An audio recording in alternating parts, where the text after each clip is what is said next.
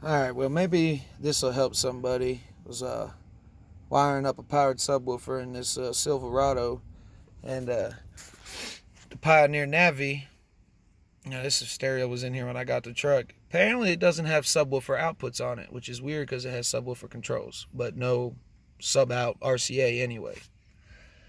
So I was going to make a video to show y'all how to do it, from the very beginning, but I ran into one issue after another. I've installed many sound systems, but never in a, Chevy Silverado or anything this new. So it was a bit of a learning process for me. It took me like 2 hours to figure out a couple things, so I'm just going to touch base on some of the issues I ran into while doing it on the Silverado, and maybe it'll help somebody else out figure it out pretty quick. So I had to do high-level inputs because there's no RCAs on here. I was looking up a wiring diagram for the stereo of this truck.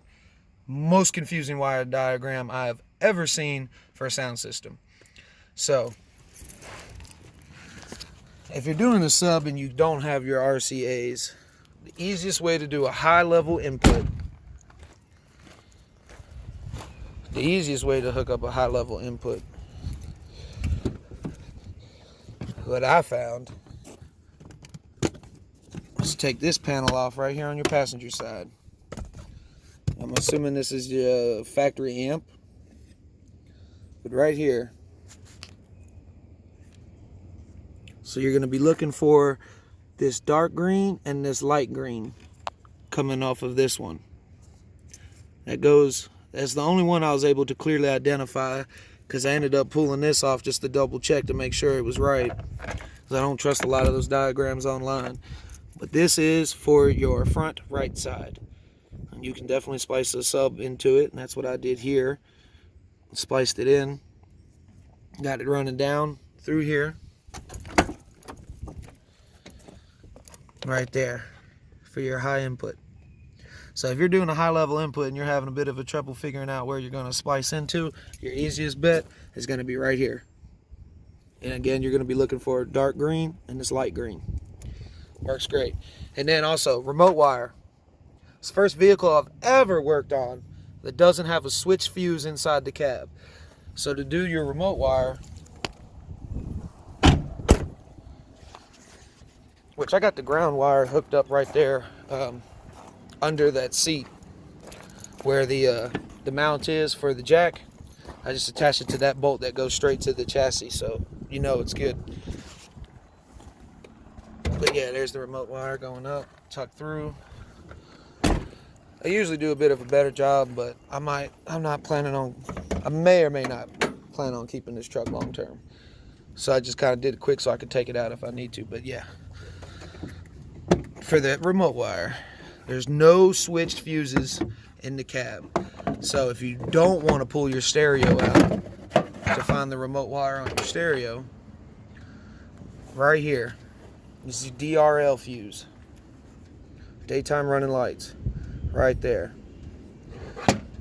This is a 2011 Silverado. I want to say that is number 31.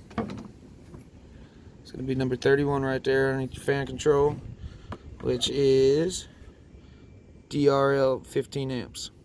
Don't really want anything over 15 amps. Tried to find a 10 amp, but I couldn't. At least, there's so many different ones to go through. But that's the one I went with. And the only downside I've discovered with using this as your remote wire hookup right here is that when the lights are on auto mode and you turn the truck off and it does its automatic exit lighting, it'll cause the sub without any sound input to hum and increasingly get louder. So I just don't use the exit lighting. I just make sure my headlights are off before I turn the truck off, and I have no issues. But if you're just trying to do a quick install, something not too permanent, just something for the meantime, this is a good spot to put your remote wire. Number 31, DRL fuse. If you need any help wiring it all the way up from scratch, it's pretty easy. Which I wish I could show y'all. But it was pitch black when I was doing this. I hate this cover. I absolutely cannot stand this cover.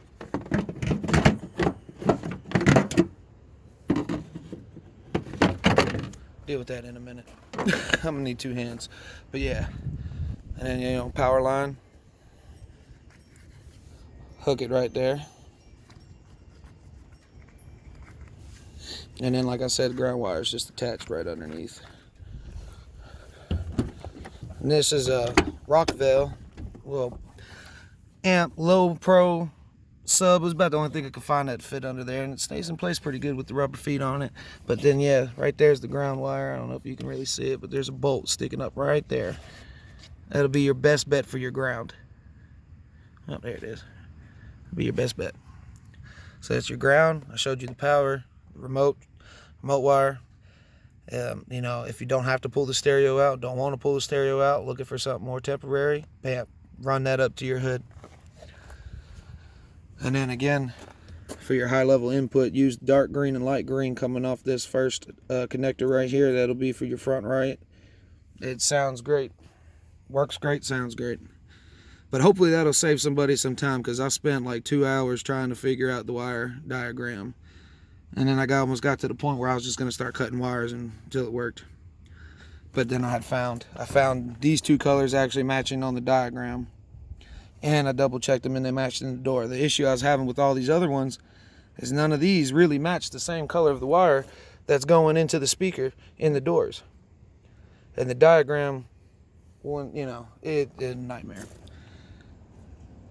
Just give me an old 87 or 95 and I could wire up a whole stereo in there without a diagram. This is a little much. So hopefully this will save you some time. Pop off this panel, splice in off of this connector, the dark green and light green wires, run that for your high level input. You're good to go.